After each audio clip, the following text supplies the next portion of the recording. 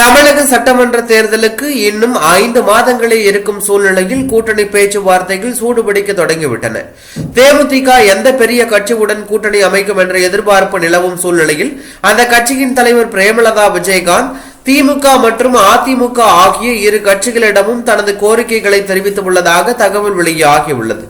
நாடாளுமன்ற தேர்தலின் போது தேமுதிகவின் வாக்கு சதவீதம் குறைவாக இருந்த போதிலும் அதன் பூத் கமிட்டி கட்டமைப்பு மற்றும் களப்பணி அனுபவம் காரணமாக எந்த கட்சியும் தேமுதிகவின் ஆதரவை இழக்க விரும்பவில்லை.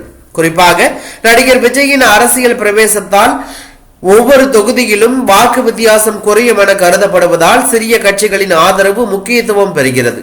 அதிமுகவின் KC வீரமணி, RB உதயகுமார் போன்ற முக்கிய நிர்வாகிகள் பிரேமலதாவை சந்தித்த நிலையில் திமுக தரப்பிலும் KN நேரு மூலமாக கூட்டணி பேச்சுவார்த்தை நடைபெற்று வருவதாக தகவல் வெளியாகியுள்ளது. தேமுதிக தரப்பில் அதிமுகவிடம் வைக்கப்பட்ட கோரிக்கை அரசியல் வட்டாரத்தில் தற்போது பெரும் பரபரப்பை ஏற்படுத்தியுள்ளது. இந்த சட்டமன்ற தேர்தலில் 20 சட்டமன்ற தொகுதிகள் மற்றும் 2 ராஜ்யசபா உறுப்பினர்கள் இடங்கள் ஒதுக்கப்பட வேண்டும் என்று பிரேமலதா விஜயகாந்த் வலியுறுத்தி உள்ளதாக தகவல் வெளியாகியுள்ளது.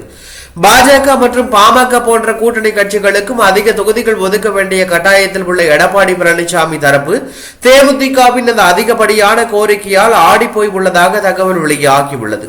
மறுபுறம் திமுக தரப்பிலோ 8 அல்லது 9 சட்டமன்ற தொகுதிகள் மற்றும் ஒரு ராஜ்யசபா உறுப்பினரிடம் மட்டுமே உறுதியாக ஒதுக்க முடியும் என்று பதிலளிக்கப்பட்டதாக கூறப்படுகிறது.